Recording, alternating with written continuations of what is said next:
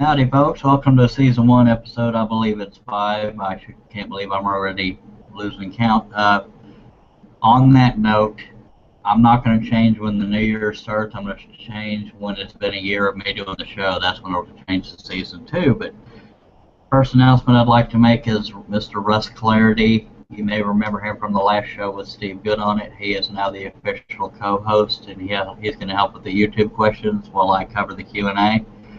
That comes in from the other page. And if I ever fall over dead or get hit by a truck or something, he'll be the backup host.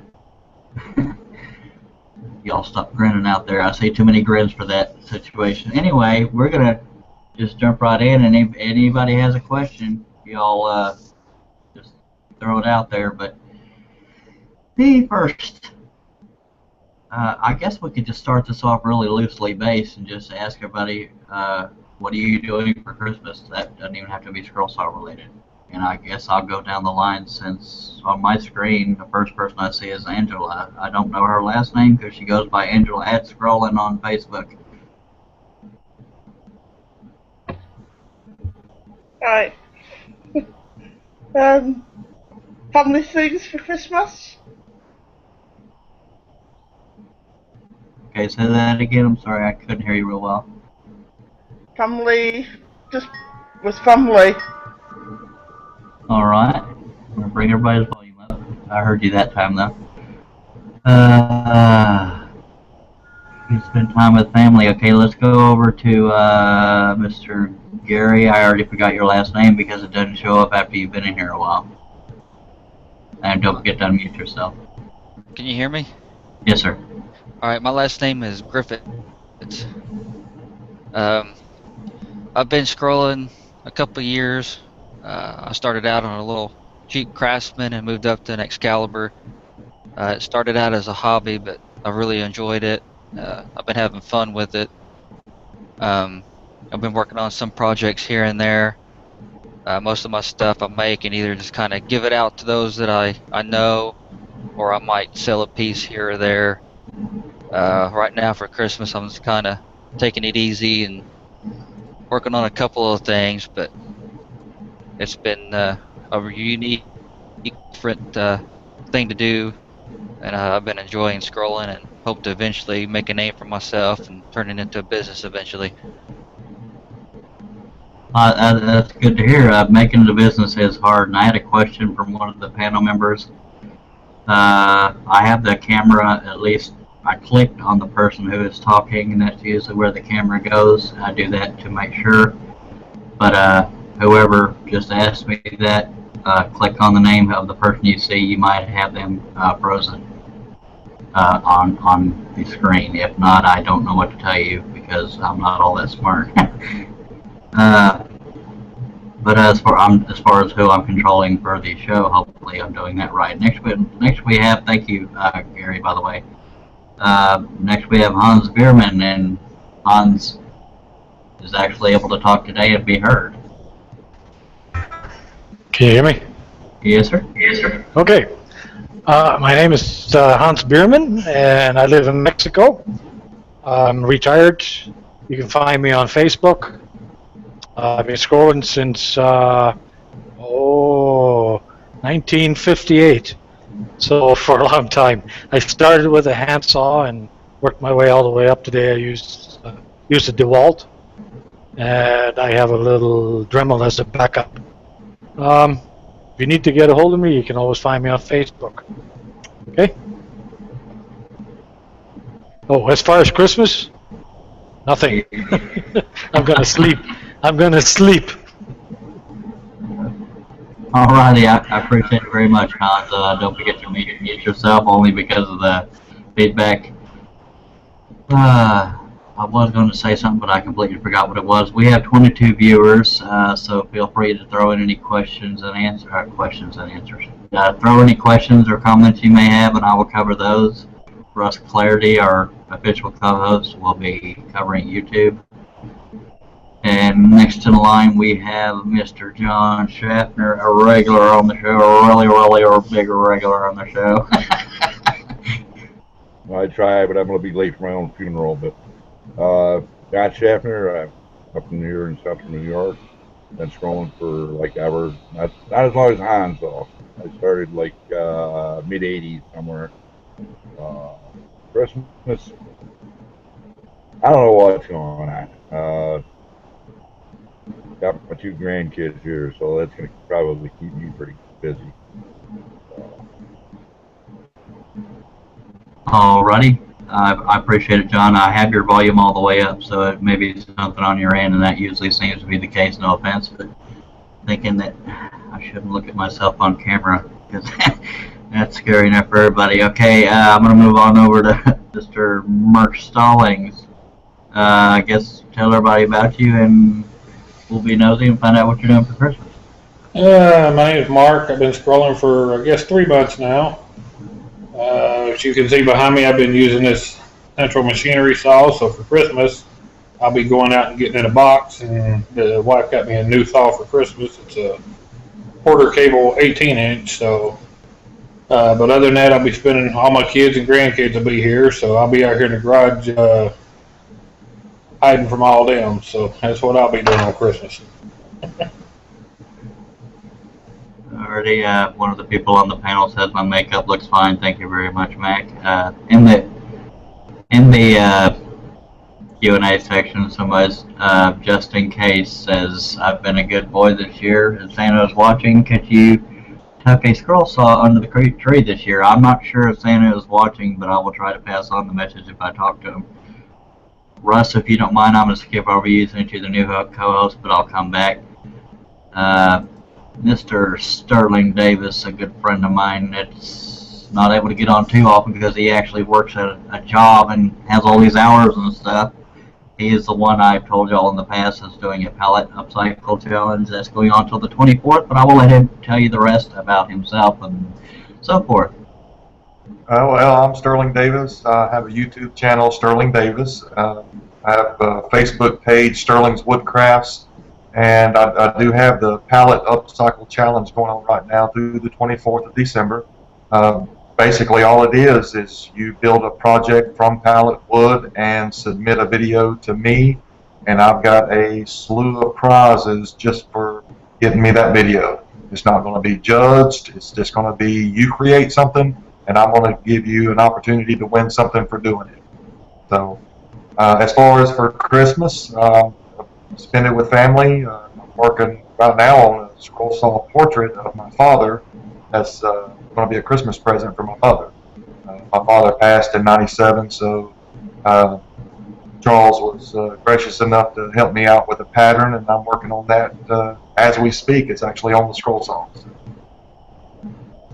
Good deal. I'm glad you're able to do everything with family. And this is a note to folks: if you're ever going to do filming for a video and or contest like Sterling is running, make sure the stupid battery in your stupid camera is not a stupid dead battery, because I did a project. It looked good, by the way. Yeah. I made this little basket out of a weathered thick pallet wood, and the battery was dead in my camera, so it didn't get filmed, so I don't know if I can find another pallet before the 4 days is up. But thank you very much, Sterling, and the other 2 people have only no camera mics, so they are in the chat area. So I'm going to move over to Mr. Russell Clarity and let him tell you all about himself. He is now the official co-host and backup host. Hi, I'm Russ. Been scrolling for probably over 30 years. I'm down here in Central Florida. You can get in contact with me on Facebook through Simply Wooden Creations, or have a website, simplywoodencreations.com. That's about it. All right, and I had to do something off camera. I'm sorry. You were so quick. Okay. A while back, I believe it was Hans Veerman posted a picture of a blade chart, and I wanted to share that with the viewers. And I had it ready, and now I can't find it. There it is. Okay, so I'm going to do what they call screen sharing, and this will this just a visual. I'll let people look at it on their own, and if they're watching this later after it's already been recorded, they can just pause the video if they want to see it longer. Says it's a universal scroll saw blade chart. I haven't heard from anybody that wanted to test it, whether or not it was correct, but this should give beginners an idea of what number blades at the top. You will see the number of the blade, and those aren't necessarily accurate to types of blades, but it's talking about at the bottom the blade size, width, thickness, teeth per inch, and it's mainly just saying the thickest material you can cut with that particular thing. But due to the fact that we're doing a live show, if you are watching the recorded version, please just pause your video there, and you won't have to hear me, and you can look at the pretty blades. And I've been having the camera on Russ the whole time. You're pretty, Russ, but I got to do things here. Anyway, we're going to go to Russ last because he's going to most likely take a lot of time when it comes to the topic of graphics programs. Very quickly, this is something I would like all of y'all to chime in on. If you have an opinion, just be respectful about it if it's not a popular one. The reason why one of the topics I wanted to touch on was nudity in art, and the reason why is because in the past people freaked out when I tried to even mention the possibility of doing nude scroll saw patterns, and not of me, so please put your barf bags away. But nudity has been in art. Almost all the big names I can think of in art have always had something to do with nudity, whether it be people who draw, people who paint, people who sculpt.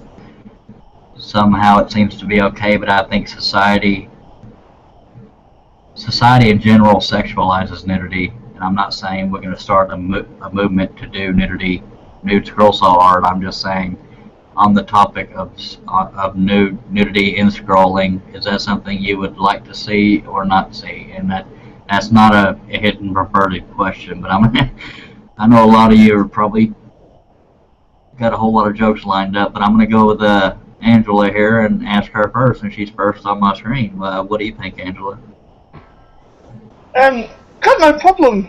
My father's an artist, so I've always grown up with it, so I've got no problem with it in scroll sawing.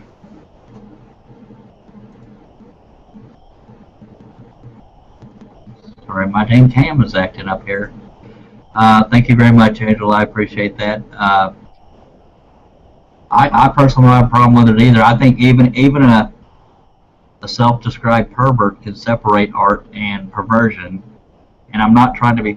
It could be easily taken as funny, but okay. I heard a interview with a nude photographer once,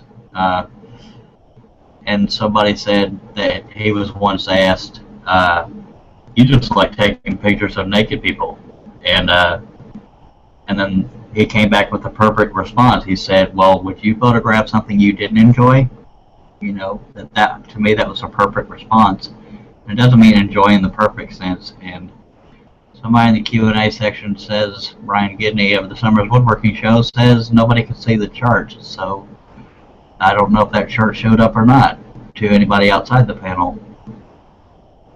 And Justin Cade says he is accurate, so only the people on the panel saw the chart, so that went well. So I thought screen sharing worked, maybe not. It may have been a present to everyone thing, I'm not sure, but it's a chart. I don't know what I'll do to show people that chart, but Gary, I'm going to put you on the spot. How do you feel about nudity in art, or the thought of nude scroll saw patterns? I mean, nudity in the art, you know, paintings and stuff like that, it's kind of a different take. I mean, you know, you see some of it in artwork. Yeah, I don't have a problem with it. Scroll sawing, it's kind of the same deal. I mean, if you cut out a picture of a lady on the beach, you know, and you've got some detail to it, an outline figure, you can make out what it is and kind of, you know, put the two together. But when you really start adding details in, fine lines for other stuff, I think it'd be kind of be crossing the line. But you know, an outline picture of a person, I mean, I really don't consider it nudity, and I don't have a problem with it. Alrighty, I appreciate your input. West Virginia man, which goes by MacWV on social media, says, he says, to me the human form is beautiful. Nudity has been an art for thousands of years. To me there is nothing wrong with it, and I agree 100%. And I am going to continue to go down the line, but I want to give y'all a visual and play. I know it's another opening for a joke, but hopefully this will explain why nudity, especially the female form. And of course my pen's not going to work. I will show this on cam. Okay, hopefully y'all can see this. That's my notes, but look at just the blue crap. This line right here is smooth blowing. That represents a female. This represents a male. Male has harsher lines in his silhouette, for lack of a better way of putting it. But the female form is more widely accepted in art nude because of the smooth blowing lines. It's more pleasing to the eye, and that, I hope that helps explain it to some people. Let me get back to the Q&A in case there's anybody there.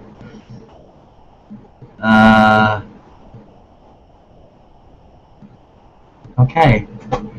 No, we don't. Let me move over to Hans Bierman. Hans, be real nice and tell us how you feel about the topic and what I've done actually quite a few nudes already on the scroll saw, of course, and I've gotten mixed reviews from different people. Actually, the people that were against it really quite surprised me. I thought they were more liberated, but I have nothing against it. I was born and raised in Amsterdam, amongst all the museums and all the painting artists, and there was lots of nudes there. It's been going on for centuries. It seems to be acceptable. To me, it is anyway. All right, thank you very much, sir. Please don't forget to mute yourself. Just in the interest of fairness, in the chat section, crap, I have a text. It could be. Never mind. I thought it was related to the show. Patrick Murphy says the chart popped up over the picture, but it was really small at the bottom and not the main focus. So I apologize for trying to show a picture, and in the future I won't do that. Next in line we have Mr. John Schaffner. Tell us how you feel about the whole nudity thing, and especially when it comes to scroll sawing. I personally don't have a problem with it. I haven't scrolled anything. I haven't drawn anything. I mean, it just hasn't come up in my world. But I mean, if others feel like they want to do it, if people don't like it, don't purchase it, don't look at it, whatever. It's in the, like the old adage goes, it's beauty in the eye of the beholder. If you think it's ugly, then don't look at it. Absolutely. And John, if you don't mind, because of the audio troubles that we always seem to have, can you try to talk louder? I don't mean to add more strain on your vocal cords, but I don't know what it is, but I'm never able to get your audio up very high. And Mark, I will come to you shortly, but I've got it up as high as it'll go. So okay, but if I got can, my hand up high.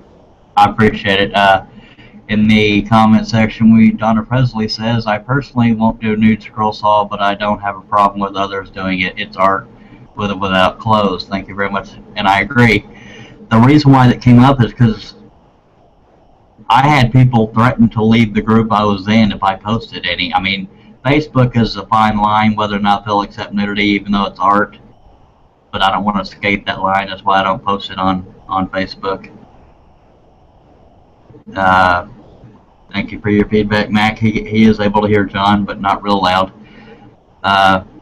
Facebook has that fine line, so I do censor when I do have designs, but it just, the reaction I got, and this was many years ago, is what made me want to approach the subject with everybody, because I just could not believe how ostracized I felt when I brought up the topic to people, and it was a bunch of old fuddy-duddies. But I hopefully society is. I think the United States is the worst offender. I could be wrong. Other than, I don't want to get into religions of other countries about women being seen and this and that. But Mr. Mark Stallings, how do you feel about the whole topic? Well, I don't have a problem with it as long as it's done tastefully. I personally will not do them, but that's my choice. But as far as someone else doing them, I will not get offended by it unless they get extremely graphic, or grotesque. It depends on the art. But as far as scrolling nude, I have no intentions of that. I'm afraid sawdust will get in places it don't belong. You knew something was coming, Charlie. Yes, I did. That's funny, because I've seen myself naked. That's the whole reason I always try to be funny, but otherwise I'd be in constant depression. And I'm sorry everybody had to go there picturing that. Yeah, but I won't scroll naked either. You can thank God Almighty for that. Russ, thank you, Mark. No, I can't think of a thing to say. Russ, chime in. Oh, great. You can't think of anything to say and you turn it to me. I don't have a problem with nudity in the art form. I think what differentiates between the art form and being what I would consider pornographic or wrong is how detailed it is. As long as it's not really detailed, really graphic, I would say, I don't have a problem with it. I think it's fine. It is just a form of art. When you start getting too detailed or too graphic with it, I think it leaves the form as art. Look at some of the Roman sculptures. They weren't quite as detailed. I know some of them were, but they weren't quite as detailed as, or had all the details in them. So, yeah, as long as it's not too detailed, nudity and scroll sawing, I think it's fine. Alrighty, I appreciate it. Now, some would argue, and not me necessarily, but some would argue that even with more detail, that's probably like beauty is in the eye of the beholder. Just that particular artist that gets a little more graphic may try to defend themselves, saying it's their version of art. But I agree with what y'all are talking about. That sometimes just the suggestion of eroticism lets the mind do the rest, and I think that's a good thing. And I'll get right to you, Sterling, but I'm going to read one of the comments we got. It doesn't give me a separation from their last comment to their newest one, so it's going to take me a second here.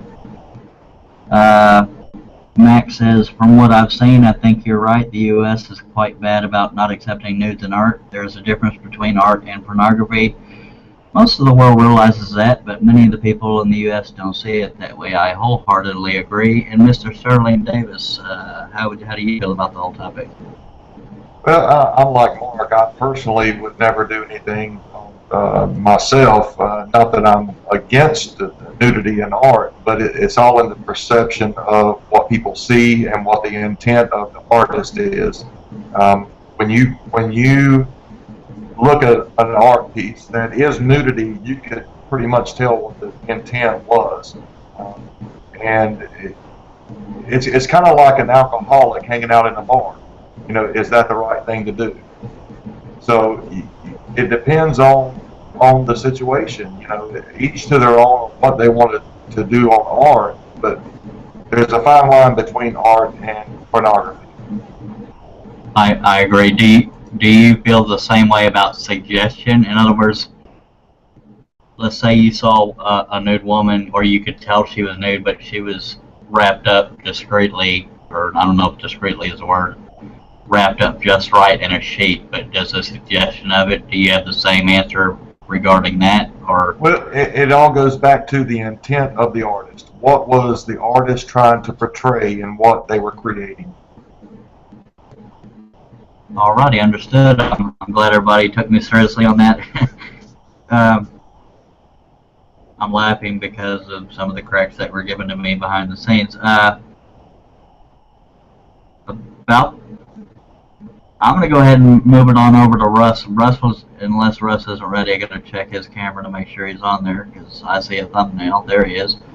I'm here. And yes, Mac, you can make jokes about it because nobody at home can see. We have 32 viewers, so please don't be shy about you chiming in with your opinions and/or questions or comments. Just please don't send naked pictures because I get distracted easily enough. As you can see, I talk real clearly too. Russ is going to speak on graphics programs, and the reason why we're using him instead of me, because number one, he's been using graphics programs much longer than I have. Number two, I do mine on paper, and I very rarely use graphics programs except to color them in and display them to other people. So I'm gonna let Russ take over and talk about different aspects of graphics programs of different kinds and the differences between them. And y'all keep the questions coming in, and I will try to let Russ know if and when I get any. Okay, there's basically two types of graphics out there. There are bitmaps, and then there's vector graphics. They make up most of what we use in scroll sawing to make patterns. Bitmaps are used mostly in photographs, photographs of your children, of nature, or whatever. And vector graphics are usually more in making designs like logos and stuff of that nature. Fretwork, for instance.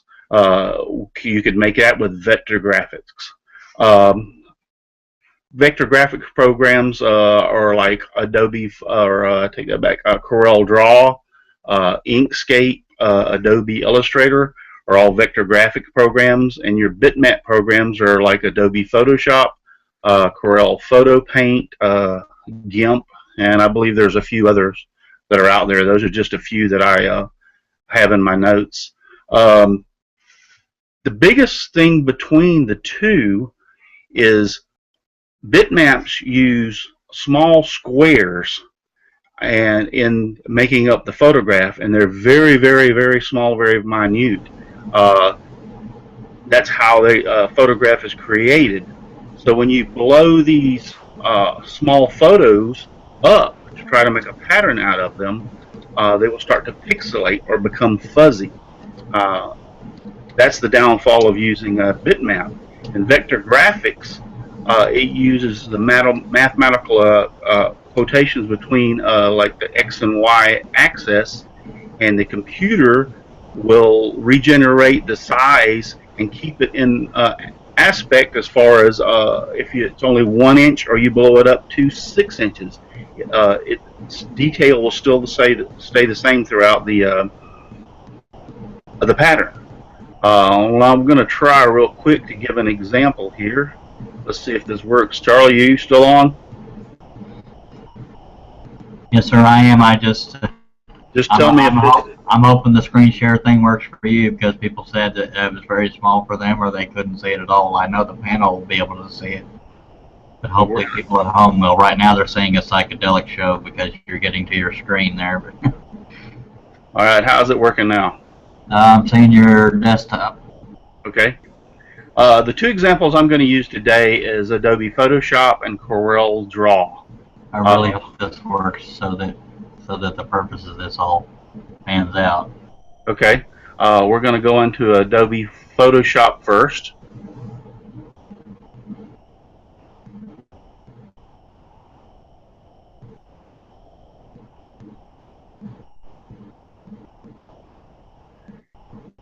And again, for the viewing audience, you're welcome to ask questions or throw in comments, whether or not they're related to what he's talking about. I'll throw them in at the appropriate time. He's covering the YouTube page if there's any questions there. So I'm going to choose the same photo, if I can find it, that Charles used, the blade chart. Yeah, that'll help other people see it, hopefully. Okay, this is the exact same photo that Charles used, and you can see that everything looks great at this point. But if we start to enlarge this picture, you will notice that it starts to get fuzzy. The larger we make it, the closer we go in, the fuzzier it gets. And now you can start seeing these little tiny squares in the places that make up the photograph. This is what we call resolution, pixelation. You back out, the picture looks fantastic. No problems. Once again, if you take a different area,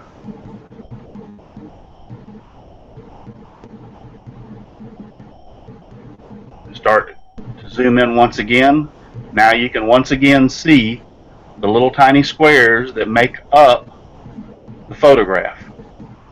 These are all bitmaps, or this is a bitmap.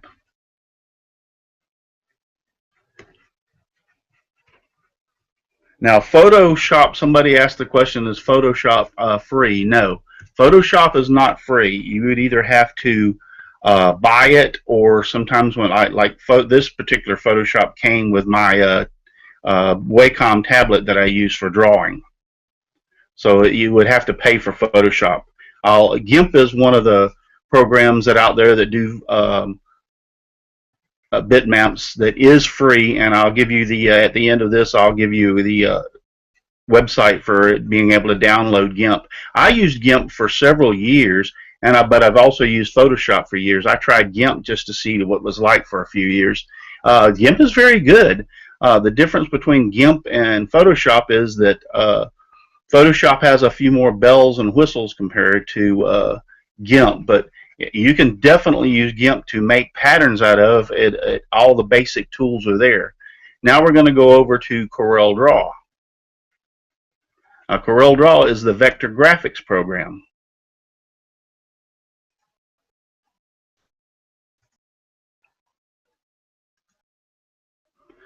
Now what I'm going to do here is take just a basic shape,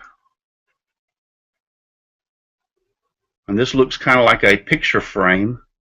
I'm going to make it very small, and we can barely see that on the screen.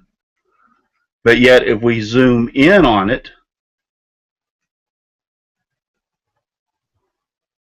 you will notice, even though I get very close in, there is no pixelation, there is no little boxes that would get real fuzzy if the pattern was made larger.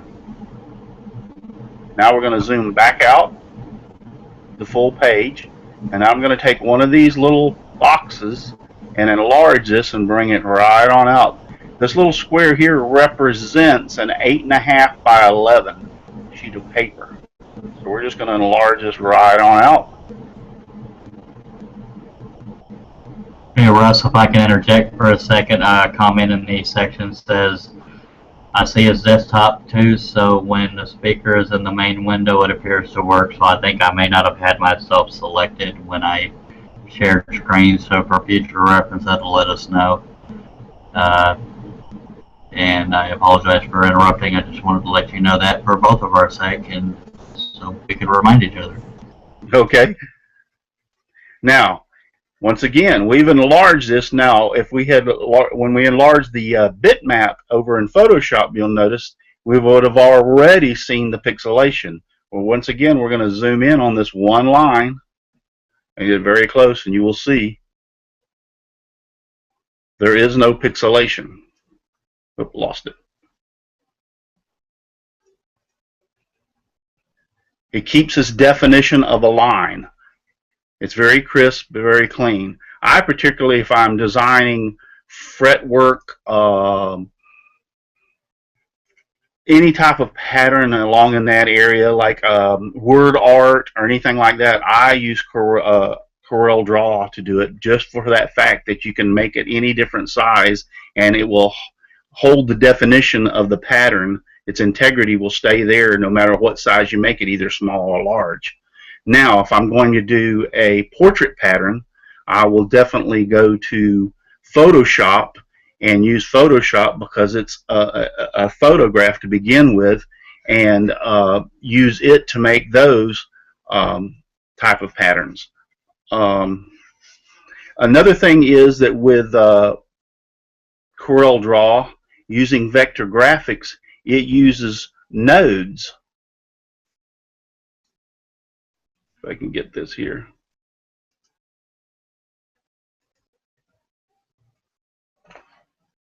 What we call nodes to change the size or the picture. You'll notice each one of these little nodes does a different thing. So you can actually change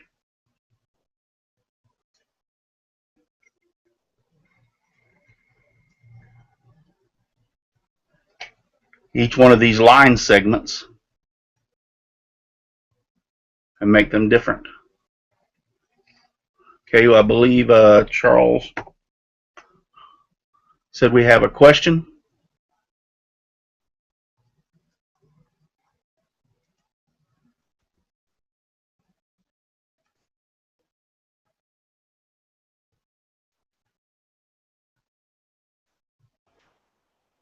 You're on mute, Charles.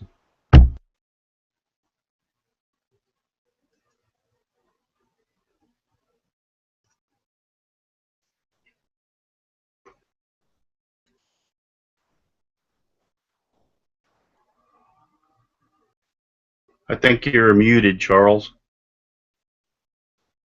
Oh, God, that went well. I'm not used to being muted. I'm used to babbling. Okay, I'll say that again. Mark Stalling says, I found a link to download a free 30-day trial of CorelDRAW 7. And Mark, if you'll remind me after the show, I'll put it in the description. And I'm so embarrassed I said all that being on mute. I love being on live. Gary Gribbett says GIMP.org and Inkscape.org is where you can get both of those two free programs. Yes. And the one for GIMP is www.gimp.org. And the one for Inkscape is www.inkscape.org/en. Those where you can download those two programs. I'd be very wary, just as a quick note, about, you'll see when you type, if you were just to type in Inkscape or GIMP in Google, a lot of places will pop up for you to download them. Go to these specific sites, because those other sites are going to leave you on a trail of downloading other toolbars for your browser, and the next thing you'll know, you'll have all kinds of complications, trust me. Hey, Russ, do you mind if I interject right quick before you continue, or were you done? No, go ahead, I'm done. Oh, crap. One of those things I start to say it and I forgot what it was. Future shows we can do more along the lines of tutorials of how to use these programs. What Russ's purpose this time was to show you the differences in the programs, but I'm quite sure, pretty confident that most people wouldn't have a problem with tutorials down the road of specific things to do. But in the show notes and descriptions of this video, once it's gone onto the airwaves, I will make sure all these links get posted in the description and or the comments, or both. But yes, for those of you that may be feeling empty after watching Russ, please know that that was not meant to be a tutorial, but it can be in the future. We still have 20 minutes left in the show, so we sure could use some questions. If anybody does anybody have any questions for Russ when it comes to these programs? Just unmute yourself if you do.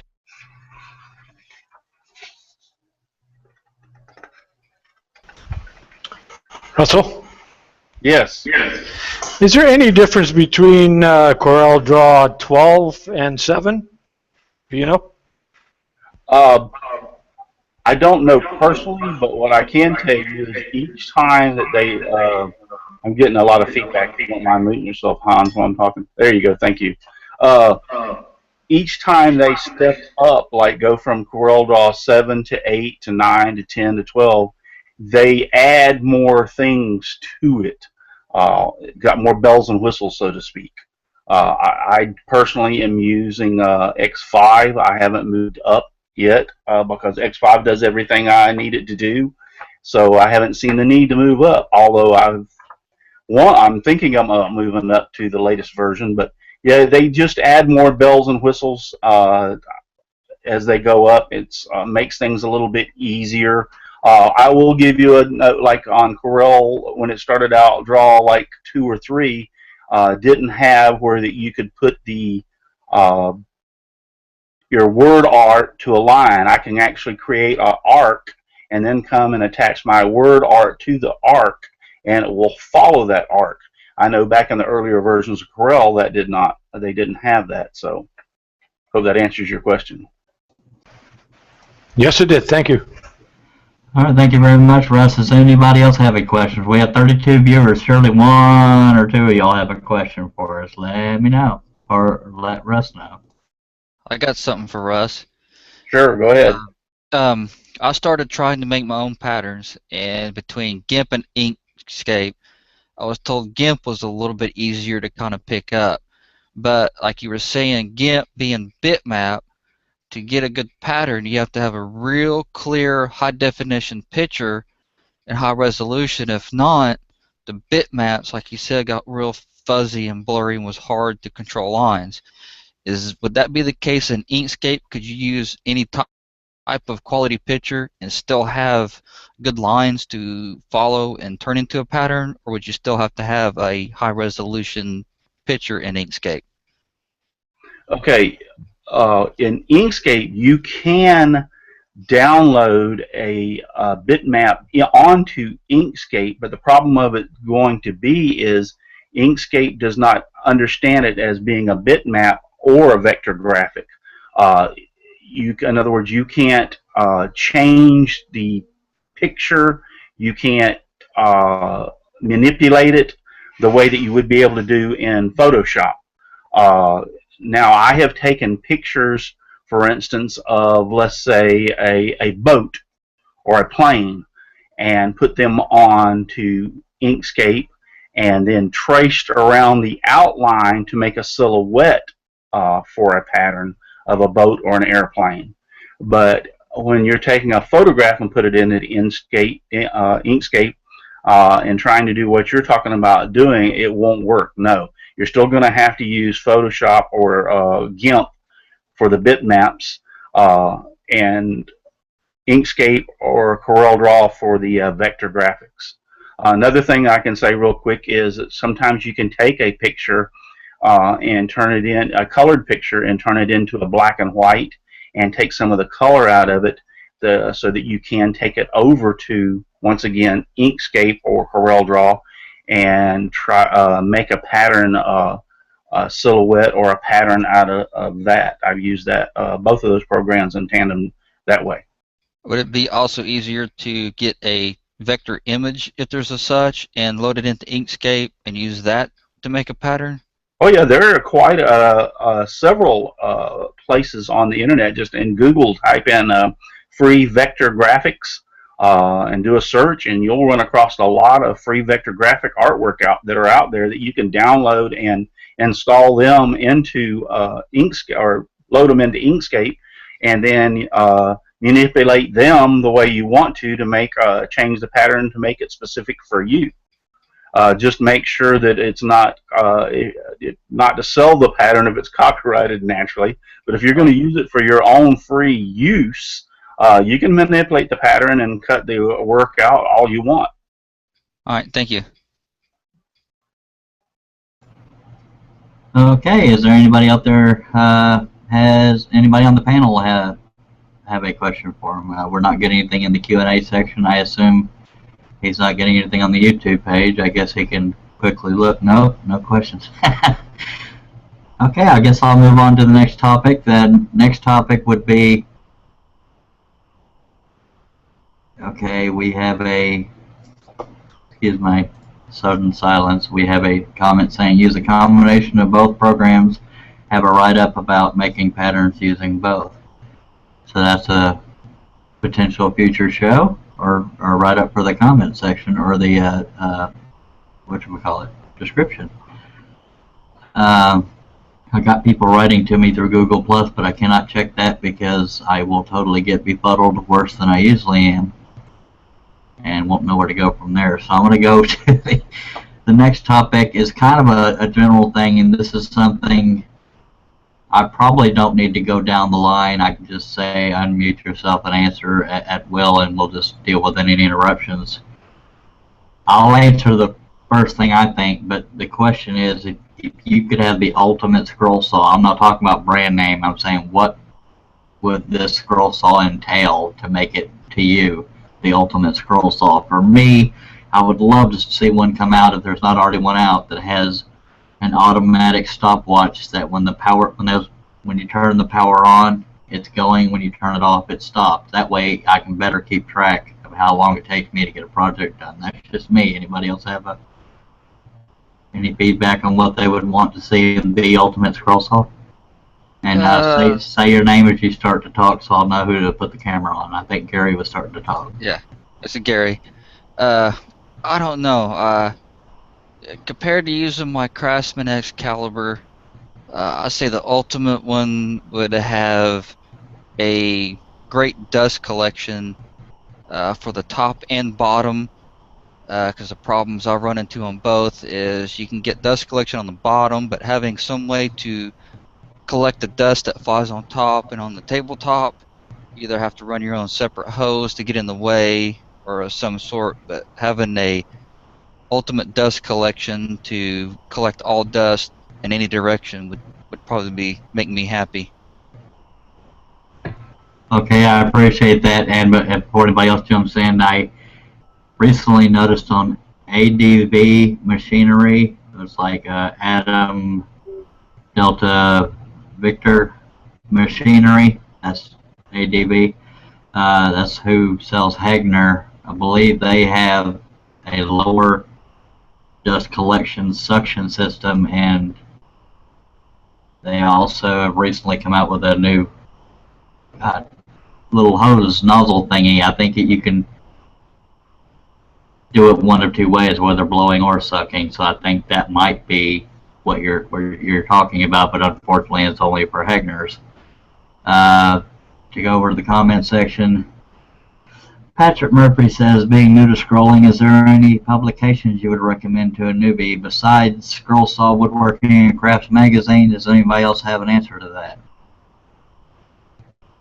And once again, Online. Online. Yeah, you can Google what you're looking for, and that might help. But as far as actual paper publications, I know for a fact Scroll Saw, Woodworking, and Crafts is a magazine, and out there you can go to scrollsawer.com and their website. That's the website for the magazine, so you should be able to go through them or Fox Chapel Publishing to get a hold of that magazine subscription. And Jerry Brown, a friend of mine that should be on the show right now but isn't, says Ultimate Scroll Saw would have a guy like Charles attached to make the stuff for me. Yeah, thank you. But, Charles, yeah. Charles Chance. I was thinking back at your comment in regards to a meter that would tell you how long your saw has been running. You can get an hour meter at almost any electrical supply house, and you can hook it up between your switch and your motor. It would work for you. For me, if it involves anything that I got to set up myself, it takes a little bit longer to do, because I'm lucky if I can pat my head and rub my belly at the same time. And Donna Presley says online forums is best for newbies. And if you'll watch last week's show, we mentioned Steve Good's forum.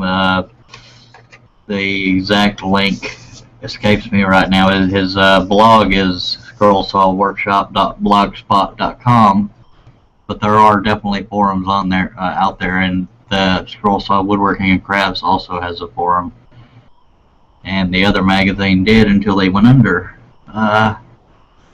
bankruptcy. In that case, does anybody else have any more comments about what you would want to see in the Ultimate Scroll Saw, or just something? If you don't, I have another comment waiting. It looks like Mark wants to say something. Yeah, my Ultimate Scroll Saw would have a fixed Mark's Boo Boo on it. I created a double heart with someone's anniversary date on it and put the wrong date on there when I gave it to her, so now I got to redo it. So. So we need spell checking Scroll Saws. Yeah, spell and date checking. Well, that'd be the ultimate thing. I'm still waiting for this is totally off topic, but I'm still waiting for a sarcastic GPS voice to come out. You know, if you pass the turn, you pass the turn, stupid. Make a U-turn. Anyway, that was my silly attempt at humor. Surely somebody, 32 viewers. This is Russ. Russ, this is Russ. Okay, go ahead, Russ. I would like to see your saws like the DeWalt and the Excalibur, and I'm sure if you have more, use those parallel linked arms. Well, the parallel linked arms has a tendency to not cut perfectly perpendicular. I would like to see a scroll saw where the blade was actually perpendicular to the table and move straight up and down rather than at that kind of a forward aggressive angle that you want to call it. Alrighty. Dan in Pennsylvania says, I have a meter wired to my Hegner so I can tell when it is time to oil it.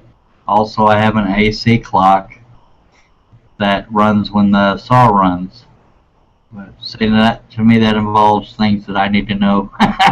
I need to have plans and directions to follow because I'm not the sharpest crayon in the chandelier drawer, as you can just tell. And just in case says you could find counters that are used on machinery, but not for sure if you could find them in MIN. I don't know if that's an abbreviation for minutes or Minnesota, or I have no freaking idea because my brain is not cooperating with me tonight. We still have 7 minutes. If anybody wants to just throw something random out there that is family appropriate.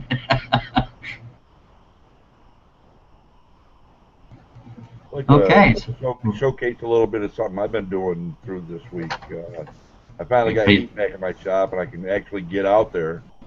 So I've been doing a couple of Steve Goods bowls. There's one.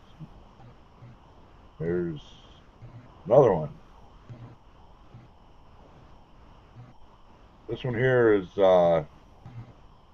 oak and walnut. And this one here is oak, or it's maple, walnut, and a little bit of bloodwood.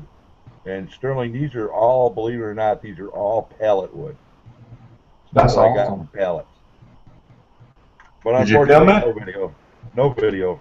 Oh, they look great. Thank you.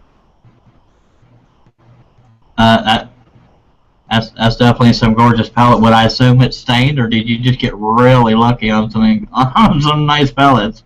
No, there's no stain there. It's all just natural finish. I just hit it with about 4 coats of semi-gloss lacquer.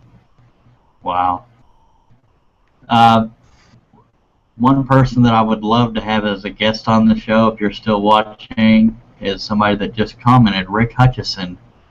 This guy, not only does he sells very ornate old Victorian style and other style patterns he's regained the copyright on and perfected them from old drawings.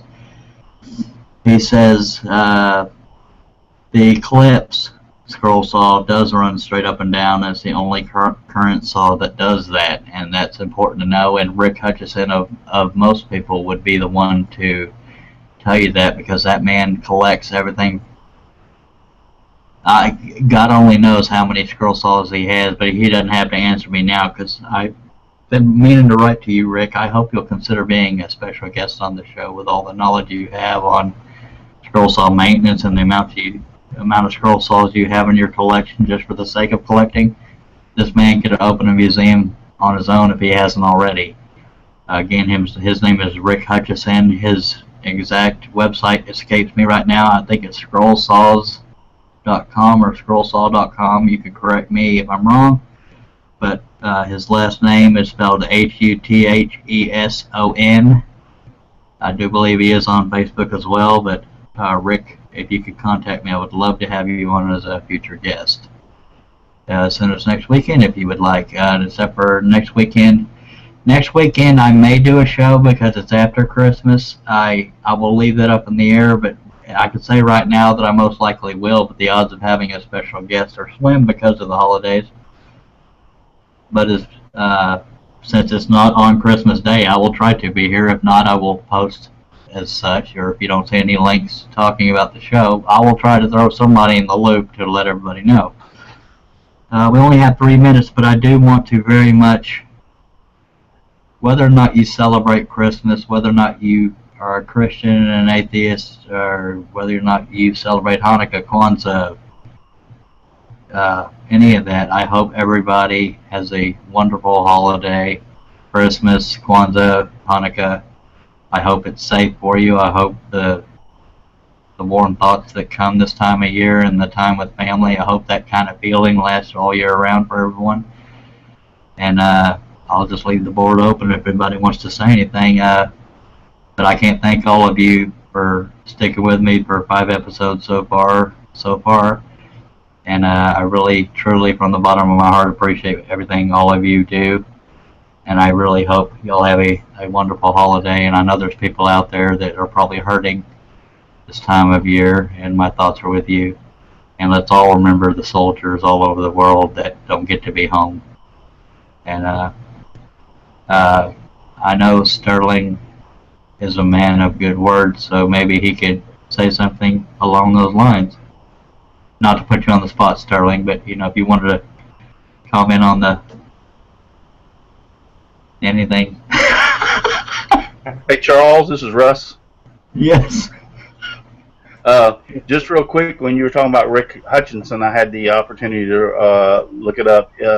His site is www.scrollsaws.com.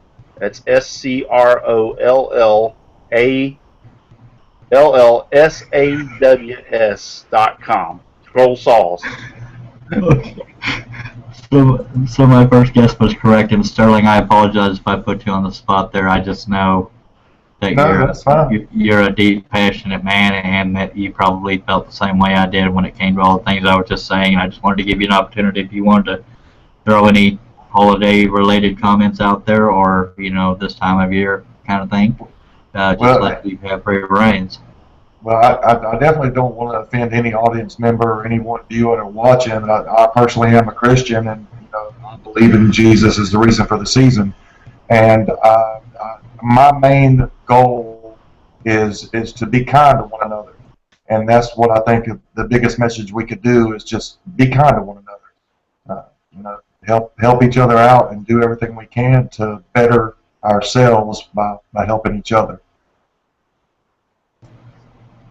Alrighty, thank you very much, and I think I can't think of anybody right offhand. I love the woodworking and scroll sawing community. Very, very close-knit family, and again, I can't say enough about the camaraderie, the friendships built through the years. And I hate ending the show because I sound like I'm babbling right up till the end, which I am, but I can't express in words how much I appreciate what y'all have done to help me build this show, and I truly hope, on the deepest sense, I know I'm getting really mushy here, but I know what it feels like to feel like you're alone in the world. So if anybody's out there listening, you're not alone when you're alone. Turn to anybody you can, and just know that it's not all about the presents. It's not about whether or not you can give presents. I know that for a fact. It's about the reason for the season. I mean, if you want to get technical, it's called Christmas. Christ's Mass. So that should do away with it. And there's no such thing as a holiday tree because it's the only tree. The only reason for that tree is Christmas. So, atheist or non-atheist, it's a Christmas tree. It's not a holiday tree because it's made for Christmas. So, by God. Anyway, thank y'all very much. I appreciate y'all joining. The room will stay open. It just won't be live to the viewing audience. Thank you to the 30+ viewers we've had, and you can continue to ask questions in the comments of the video once it comes out, and I will try to address them, and we will try to get all the links that were discussed and put those in the comments section. And you know how I'm going to end this thing. Y'all have a very Merry Christmas, a very happy and safe New Year. Happy Kwanzaa, joyous Hanukkah, however, I don't know the correct way to say all those. But main thing y'all need to do is, no matter what time of year it is, scroll on.